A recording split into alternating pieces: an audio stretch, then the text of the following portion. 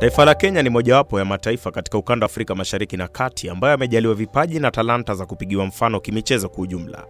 Lakini vipaji hivi vinapotea na kutokomea. Kwa kawaida dhana ni kwamba kwa sababu za kisiasa na ufisadi labda wana michezo wanakata tamaa na kuacha michezo ili kutafuta shughuli zingine. Lakini sio hivyo. Baadhi wanajiunga na makundi ya uhalifu huku wengine wakijiunga na magenge ya kigaidi ambayo yana itikadi kali.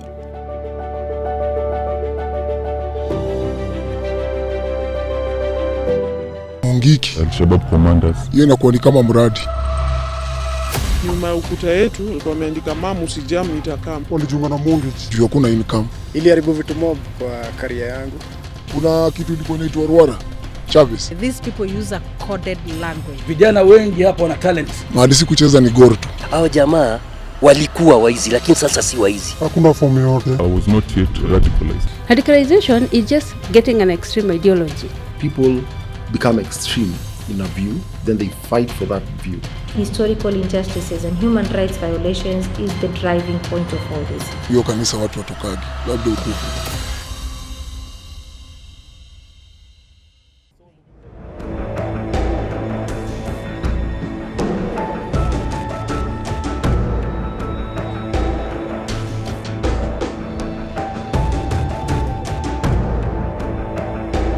Radicalization is just moving from the mainstream to an extreme, yeah, getting an extreme ideology. So mainstream ni kama mimi na wewe, you know, this is what we are peace-loving Kenyans. But if you and starts with you encounter someone who already has an ideology, what in Kiswahili they call the itikadi kali, and then he takes you through the ideology, gives you the benefits of the ideology, the attractive bit of it, and then you start believing. So in simple terms, ni hiyo tu kumove. Sasa vile ulikuwa unafikiria, unachange your mental attitude towards believing in something that is extreme. To me, terrorism is the use of force to declare or to actually pursue a certain goal, and especially a goal that is actually very close to somebody's heart. And using distraction, using extremist views to actually drive that violence home. And that's what I look at it. It's a basic thing where people become extreme in a view, then they fight for that view. And the only way that they can get any consensus is through violence. That's what I look at as terrorism.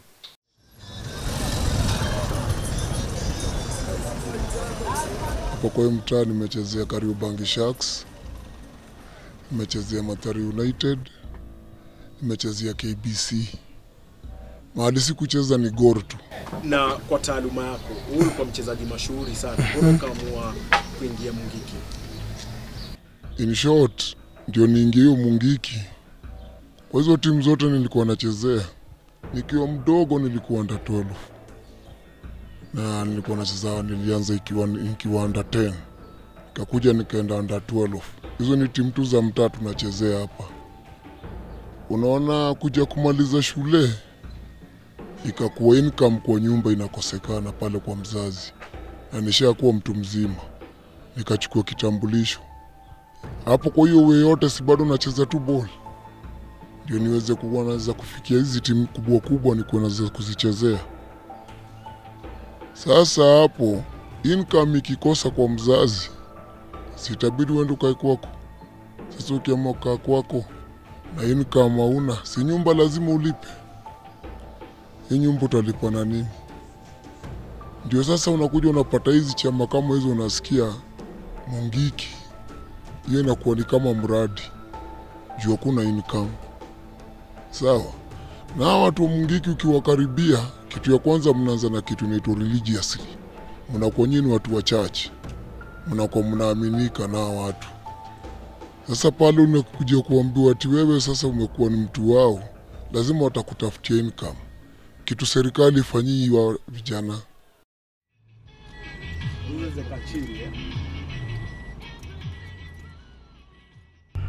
So mimi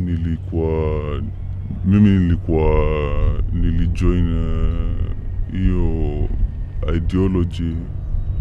I was fed katika mwaka wa 2007. Nilikuwa high school in form 3.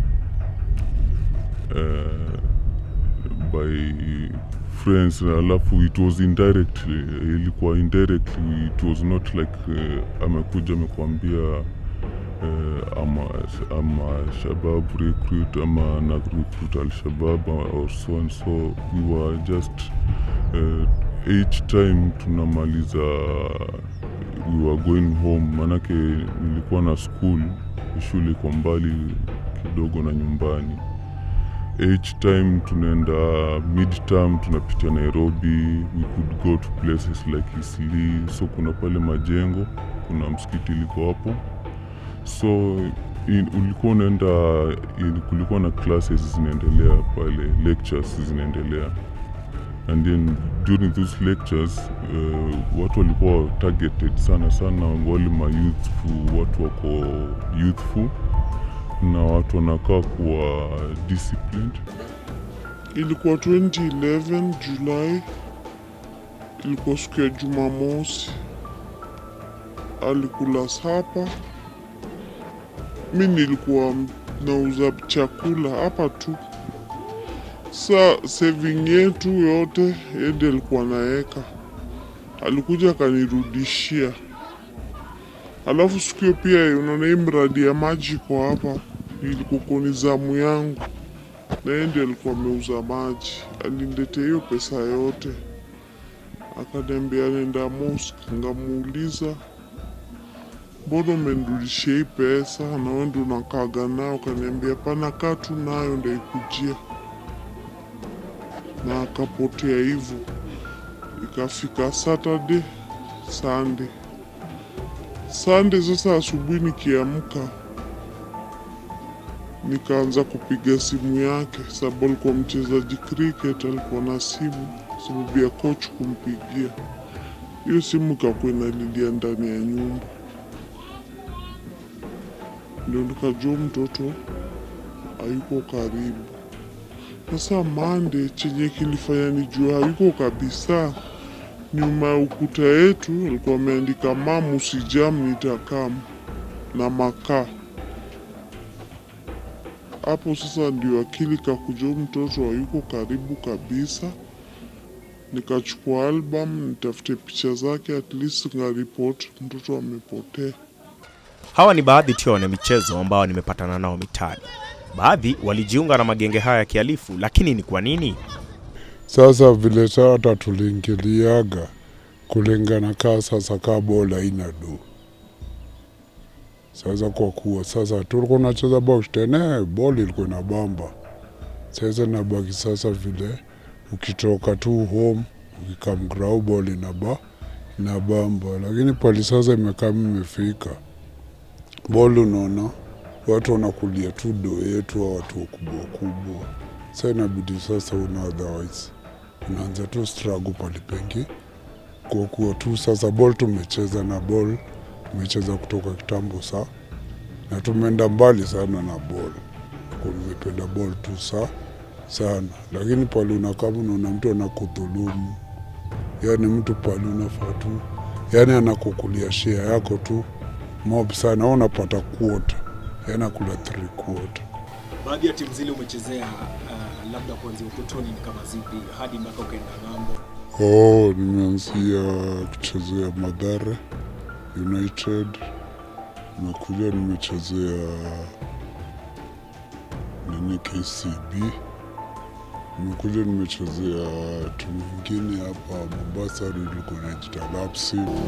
Lakini unaweza sema pia hizi timu angalau zilikuwa na mshahara ama mshahara saa zingine na saa zingine inabidi mtulie tena, yani mshahara inabaki ni marupurupu.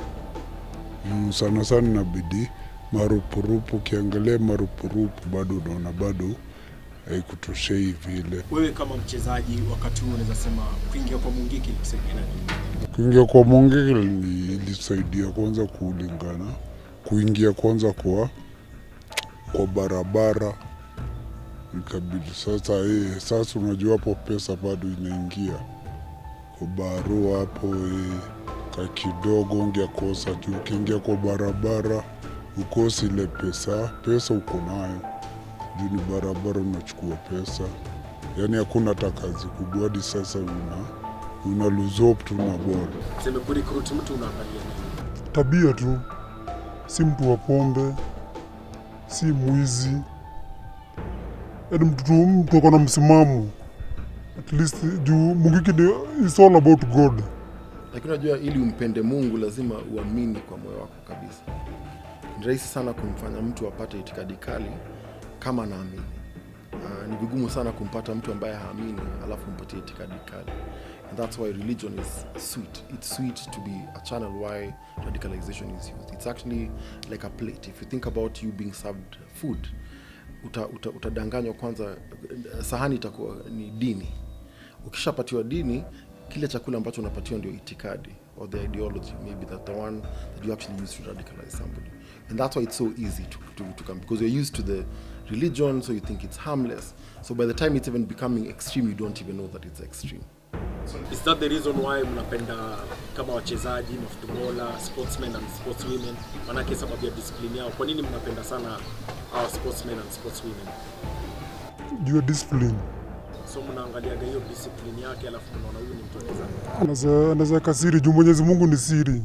You mentioned sports because previously tourists have targeted sporting because they know that's where they get the youth. You know, they want the youth especially, and they come with a lot of promises.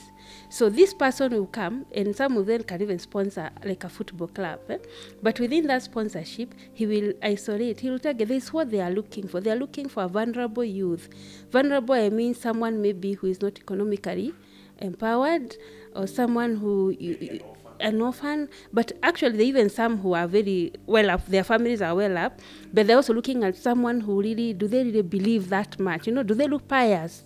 That element of pride, because they know they can push that to the extreme. Mimi ni coach Maziwa na nilikoach pia Pumwani Sportive na Isli Sportive. 3/4 wachezaji walikuwa ni waizi kabisa. Because one incident ile ilitokea, iko siku tukwa sasa nishawachukua nikawapeleka Maziwa, wamewacha kabisa mambo ya wizi. Lakini kutokea siku ile ilikuwa Friday, wametoka prayers wakashikwa karibu wachezaji 9. Walikuwa wameketi pale wanangoja gari twende mazoezi. Na siku ya pili tunacheza. Sasa hizo tushaingia Premier League.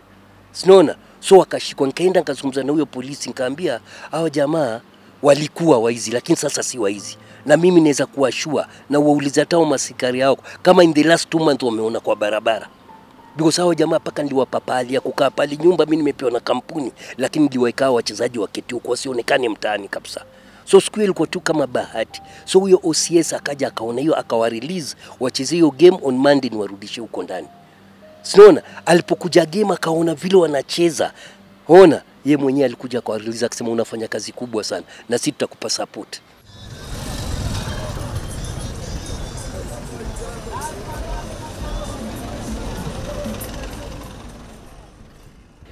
Number one, I want you to realize that these people use a coded language. Not everybody can be able to understand the terrorism language.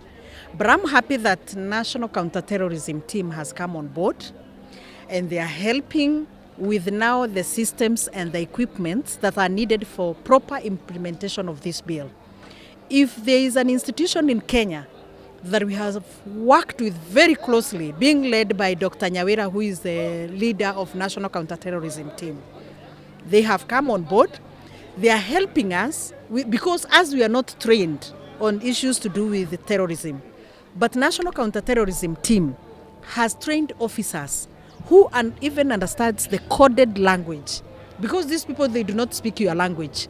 If you go to sports, they have their sports language. At the end of that game, you'll hear people using some funny words, but you think ni sheng yako ya kawaida. Kumbe sio sheng, they are using the terrorism language.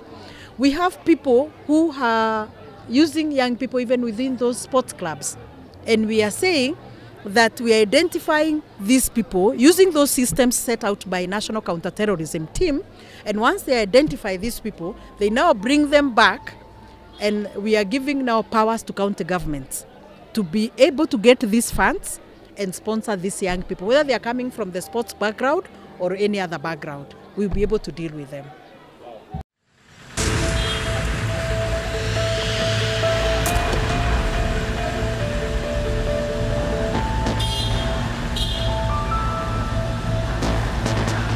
Kule kaunti ya Mombasa, kocha wa mchezo wa kandanda na pia mwalimu wa shule ya upili anakubali mahojiano nami japo gizani, tena kwa njia ya asiri kwa sababu ya usalama wake. Radicalization.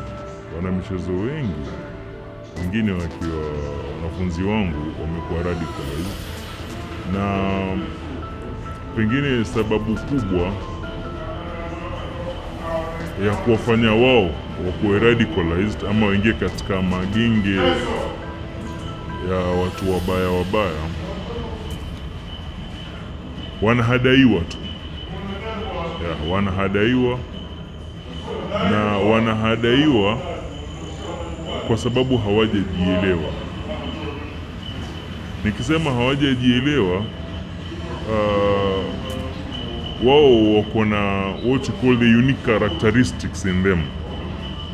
These guys are talented, na wako na nidhamu, na wako na nitatumia neno gani, wako na ile unique feature ambayo wale watu wabaya wanahitaji. Unajua discipline. What are the signs to look for? Unajuaje mwanafunzi tabia gani ile itafanya uwe na red flag? Tabia yake itajisema tu kama wewe ni mtu ambaye unajua kuchunguza kwa kiundani. Kwanza wale watu wanakuwa na nidhamu nyingine ya hali ya juu. Huwezi kumshuku kuwa ni kijana mbaya. Hiyo ni moja. Pili, akiamua kufanya jambo lake, lile jambo baya, atalifanya kwa njia nyingine ambayo ataficha ushahidi kabisa. Na kila siku mbele ya mwalimu, kijana yule atakuwa na muonekano mzuri. Sports has its role in society, mentorship, teaching discipline, teamwork, all those things. But one of the things that I think can be a good sign is kama coach, for example, ama team manager ama whoever, anakuja na hizi motivational session. Zinaweza zidi. Unanielewa? Kunaweza kuwa na motivation, you know, it can be kama time ya ball ni 90 minutes and maybe practice like 90 minutes, maybe ni 1 hour. If you have 30 minutes ya kucheza ball, haiwezi kuwa ni 30 minutes kucheza ball na 30 minutes kuongea. Lazima kuwe na more playing of the ball than talking. So if you start looking at those training programs, uone ya kwamba kuna an imbalance about the talking and the playing, you can start suspecting and wondering what is the content of what is being talked about. Number 2, ukianza kuona watoto wako wameanza kukutenga, kiplani wakianza kuprioritize hii ball kuliko hata shule, kuwa na family ama kufanya mambo mengine nyumbani, maybe it's a question you have to ask yourself. Kwa nini niko kwa hii ball ambayo haiko nyumbani ama shuleni? Because again, even if we love sports and we like sports and we would wish that all young people involved in sports, we want them to also be all-rounded human beings.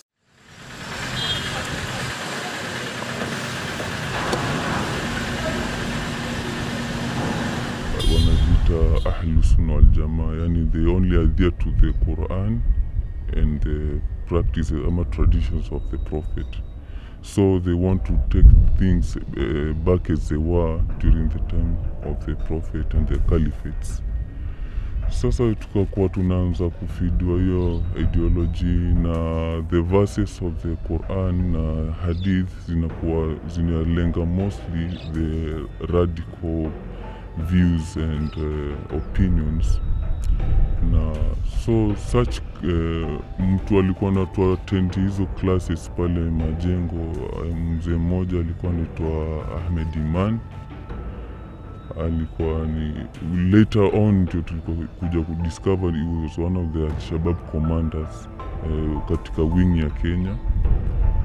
Na katika Al-Shabaab kuna wanaenda na brigades, kuna Kenyan brigade, kuna Abu Zubair, kuna Nabhan, kuna Saleh Nabhan, kuna majina mengi sana depending na wale wamefomile brigade.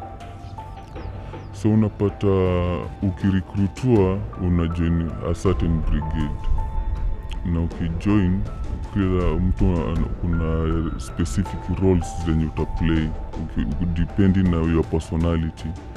Kama wewe ni mtu wa sports, maana mimi nilikuwa footballer, na pia I was playing rugby, na pia I was a scouts commander. So they understood my role kwa sababu nilikuwa pia ni kama nilikuwa na sort of a paramilitary training, manake we were going for scouting, hizo drills na everything.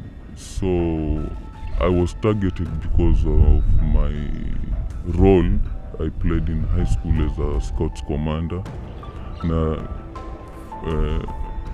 unfortunately mwenye alini recruit ni my assistant commander, the then Osman Gedi.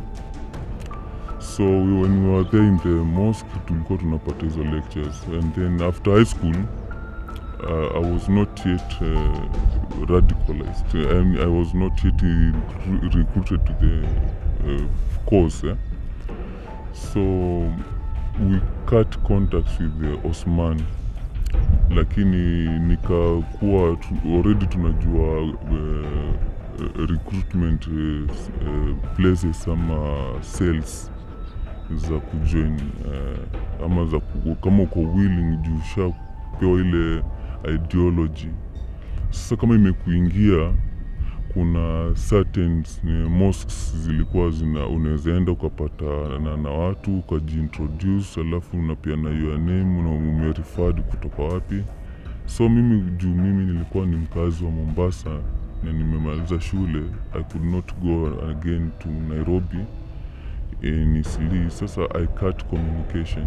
So later I discovered that my friends had already gone. That was around 2010. Already my friends walikuwa shaondoka kama kina Dalanches, kina Osman, their social media handles zote zilikuwa deleted ama deactivated. So there was no way we could contact them. Sasa mimi nilikuja nikaendeleza the lectures kusikiza katika msikiti unaitwa Masjid Musa.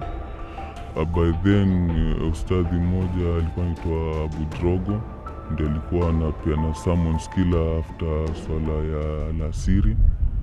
Masjid Musa, Mombasa mjini mtaani Majengo, mwaka 2014 kizaazaa kilizuka kati ya waumini na serikali. Mafunzo ya dini yenye itikadi kali yalishuhudiwa msikitini hadi wenyewe wakabadilisha jina na kulita Masjid Shuhada, kumaanisha kwamba mtu ambaye amejitolea kufariki kwa sababu ya kuitetea dini yake.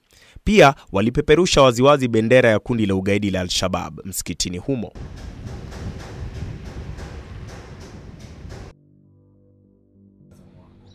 Ukiangalia pande moja, vijana wengi hapa wana talent ya hali ya juu kabisa. Hivi ninavyozungumza na wewe, ndani ya Europe ukikaa utafute vijana, utakoza hesabu ya vijana ki Mombasa wanaoteza Europe, klabu ndogo ndogo kule Europe ni wengi sana. Hapa kwetu hakupata nafasi kwanza. Second thing, vijana wetu walikuwa katika talanta hapa za mpira ya aina yote, alikuwa anatafuta nafasi akuzwe aendelee katika maisha yake, lakini shida kawa ni moja, yeye anajitahidi na hakuna anayemsukuma. Pale akajiona mimi ni mtu aina gani, mimi ni kwa talanta, mimi ni dhahabu, mimi ni keki, kila mmoja ananitaka, lakini hapa kwetu hakuna anayetaka.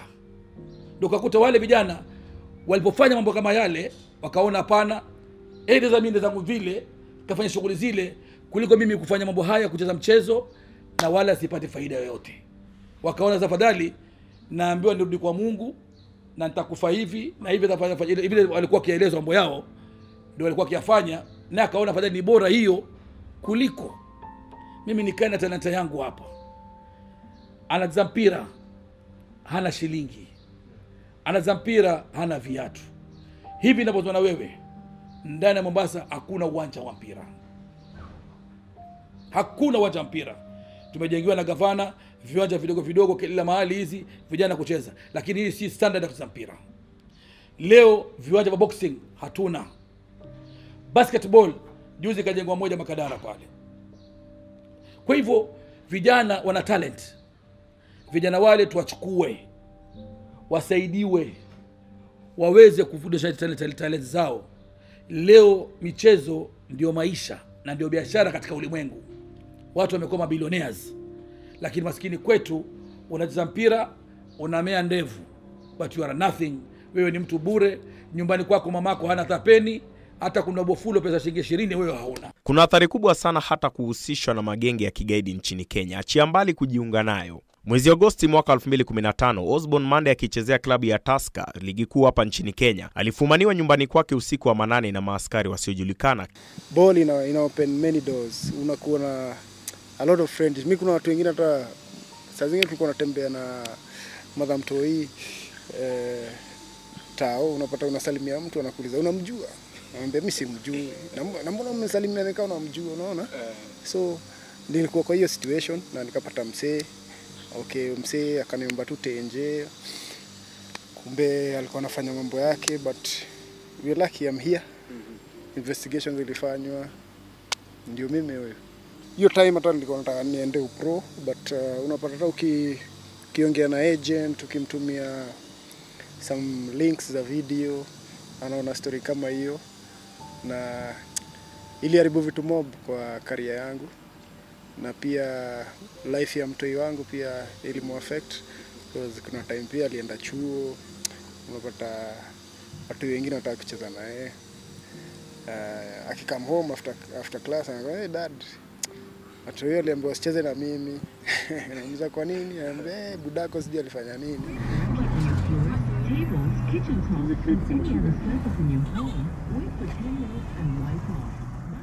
I have one friend who came back from, who had defected, and he came and hid in Bakarani. Back, it was in around 2016. He came and hid in Bakarani, but he was followed by Al-Shabaab fighters. One of them followed him and found him at his, he came and knocked at his door, and he shot him in the on the neck. He came holding the place and fell down in a mosque in Bakarani. I want to mention the name of the mosque. So people were afraid. Because I recognized the guy, I took and took him to Jocham Hospital, where we called the police officers, and they came and took him away. But the other friends already, those who are willing to come back, they were afraid of the security forces in Kenya and also the Al-Shabaab fighters, because they had intelligence everywhere.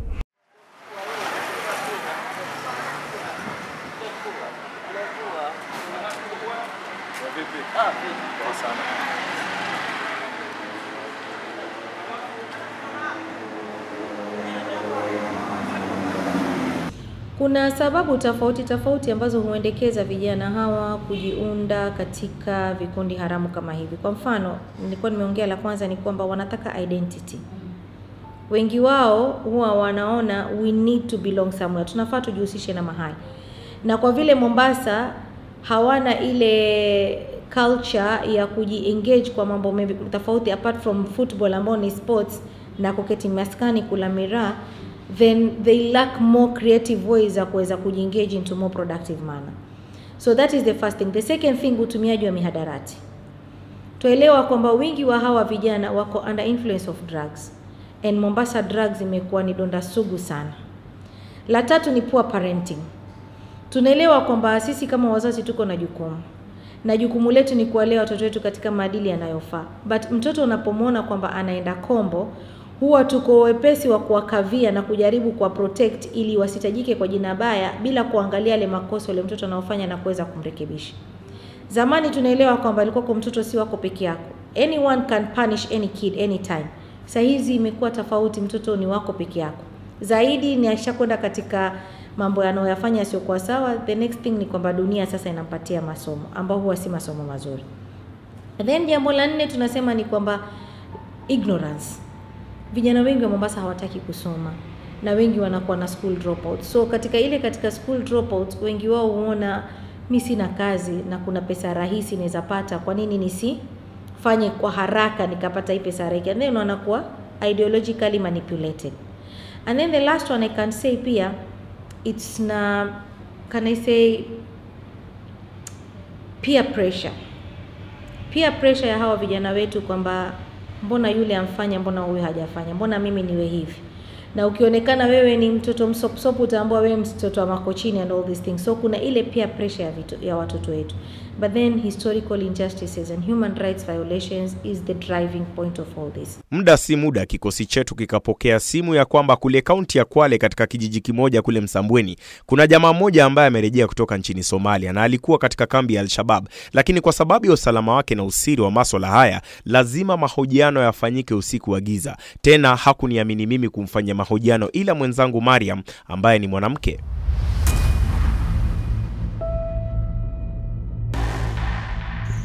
Kwa hivyo ni kipi ambacho kilikufanya ujihisi kuwa haufai kuwa nao, unataka kurudi zako Kenya? Kwanza kuna mambo mengi na changamoto nyingi ukiwepo huko. Changamoto kwanza, ahadi ambazo zilikuweko utazikuta zinakuwa ni ngumu, kwa sababu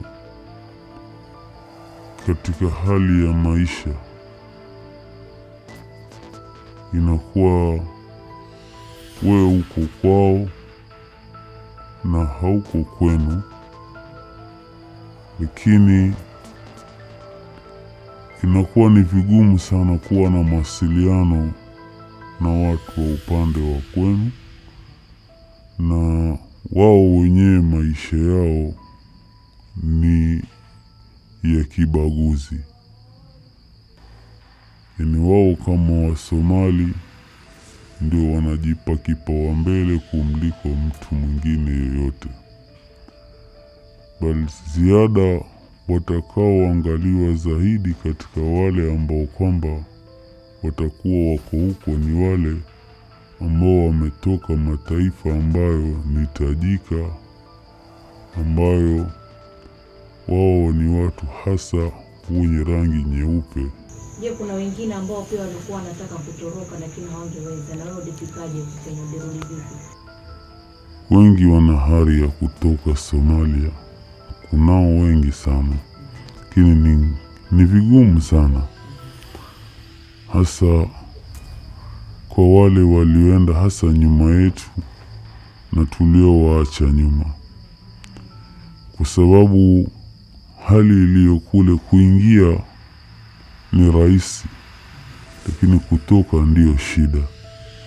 Kwa sababu ukiwa utakuwa una ulazima wa kutoka, basi watakulazimisha kwamba uwe kutoka ni juu yako mwenyewe, na litakalo kupata litakuwa juu yako. Na utakapoamua kutoroka, kumbuka, endapo utatokea mikononi mwao, kwa sababu wako makundi tofauti, hata maisha yako yatakuwa hatarini. Sisi safari yetu ya kurudi ilikuwa ngumu na yenye mtihani, sababu ilikuwa ni safari ambayo ni ya kutembea kwa mguu, unasafiri mistuni na kukata mbuga, hali ambacho kilichokuwa tunacho kiliweza kutukatikia njiani. Ikawa ni maisha ya kuwa unategemea mpaka inafika kiasi ya kuwa ni utumie, utafute majani ya miti utafune, na ulikuwa ni wakati wa kiangazi, maji ilikuwa shida. Ilifikia mpaka baadhi yetu waliwahi wakipata haja ndogo ya kikojoa, mtu anakojoa kwenye kifaa, kwenye chupa ile, ana ule mkojo ndio anakunywa tena na kuwa ni kama maji. If he comes back, and we encourage people, if they say that they want to come back, there is a system. Okay? First, but let them not be afraid, because you see, if you are combatant, you can't just come back and stay with the society and we just assume that you're okay. You could be suffering conflict within yourself, because if you went because you thought you would achieve A and you go and find they're all lies because all of them are lies and you're very disgruntled and you come back, you're not mentally stable. So we have psychologists who intervene in these situations. We have trained psychologists on how to deal with these offenders, because at that point you're actually an offender. It's important to understand that you may have to face some legal mechanisms, like you may be arrested, taken to court, and then we come and intervene. Our main aim is to make you a good citizen. So we'll bring in psychologists, we'll bring in also religious leaders who will tell you, this is what you are taught. Who will want to gauge what were you told that convinced you to go. Then they'll tell you, this is what you are taught, but look, this is a proper religion, so that we bring you back. Sometimes you will have to go through some form of justice, because you also need to have sound systems that tell people, first, we are not encouraging crime. We don't want you to go to jihad theaters, come back and look like you're benefiting from the crime. It's important that we have a society that understands justice. Kama jamii tufanye nini? Wazazi, manake hao na wanafunzi wetu, labda unahisi ya kwamba jukumu kubwa wanachukiwa wanafunzi na walimu, manake nikiwa mzazi nafaa nifanye nini katika malezi? Sisi kama jamii, zingatia jamii ni walimu, sisi ndio tunakosana na watoto, wazazi tutawahitaji katika hili. Kitu muhimu tunapopata vijana kama hawa ambao hawajapata matarajio yao kule kwa michezo,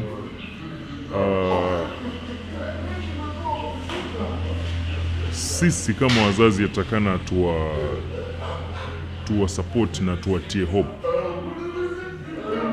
Kijana ameenda kucheza, tuseme amechezea shule fulani kama vile Serani, ama amechezea Chuda, alafu akaonekana akaenda Bandari Youth,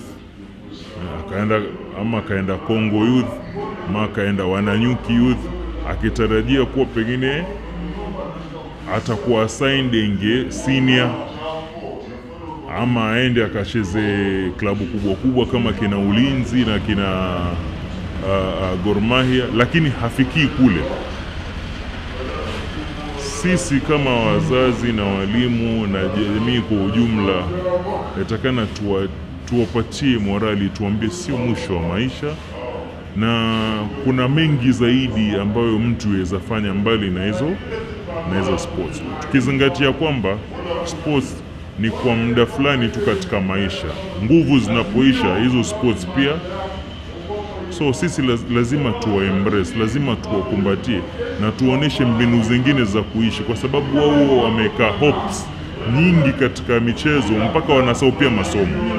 Na zile hopes zao katika michezo zikishapotea, wakishavutiwa na wale mengi, wale wana magengi, wakivutiwa wakienda kule kwa wana magengi, ndio tuwapoteza zaidi. Tukisema tuwaacha haitapendeza. Actually niyo mentorship. Sinaona because kwanza hiyo realization ya yeye mwenye kurudi, akipata tu support kwa mazee, okay umerudi, so this is the way forward. Hii football inaweza kusaidia hapa. So some kind of mentorship programs kama watu wanaweza kuja nazo. Maybe education yako imefika which level. Unaona, so kitu gani tuweza msaidia, hata kama ni kumtafutia pahali, maybe hapa ni kwa mechanics au yanafanya kidogo tambo something ifanyike. So I believe these mentorship programs zinaweza saidia pale pakubwa kwa mayouth sasa. Kwa hapa upati kitu lakini inaweza kusaidia kufanya kitu fulani. Sinaona? So hizo zikifanyika zitatoa hao watu kwa nini? Lakini wakiketi tu idle, tunajua hao jamaa, boss tu wajua ni watoto wetu. Sinaona? Unajua area fulani ukienda watu fulani wanavuta mabangi huko. Ukienda area fulani hao ni wakora. So we need to approach them, to talk to them. Siwezi sema ati ni watoto wanakuanga hivyo, inategemea vile unamtreat, unaona? So ndio utampata akona kichwa ngumu, but kama anapenda hiki kitu lazima afu kuna mtoto lazima umfuatilie, unaona? So lazima ujue kwao, lazima ujue Kenya anafanyanga time yenye ako free, na in case amekosa mazoezi ama kitu kama hiyo, lazima tena ukuje umfuatilie, umuulize nini ilifanyika, nini wakati fulani, vitu tu kama hizo. As in discipline, tena lazima uangalie time yake, shule, as in vitu vingi. Si hezi kuambia mara moja tu ati nafanyanga hivi na discipline yake na kwa sawa. Kuna wengine lazima tupambane, kuna wengine ni wagumu sana, lakini na muda wanakuja wanaingia kwa system. Swala la wanamichezo kujiunga na makundi ya uhalifu yakiwemo magenge ya kigaidi limekuwa siri kwa muda, lakini sasa tuliweke paruanja ama ukipenda waziwazi bila kuogopeana. Vijana hawa ambao wanajiunga na uhalifu, ndoto zao zimekatizwa, huku taifa la Kenya likinyimwa nafasi ya kuonekana duniani kuwa shupavu kwa kumiliki talanta za kupigiwa mfano.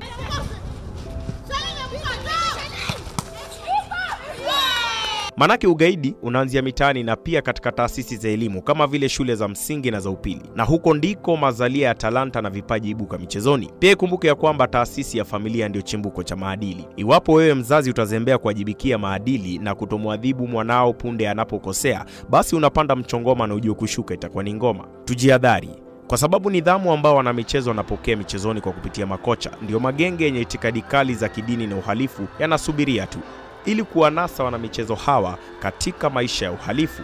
Japo serikali itawajibika kiasi fulani, kumbuka ewe mzazi, huyu mtoto aliyepotea katika maisha haya ni wako, sio wa serikali. Ulimzaa wewe, akitokomea utalia wewe. Kwa hivyo tahadhari kabla ya hadhari.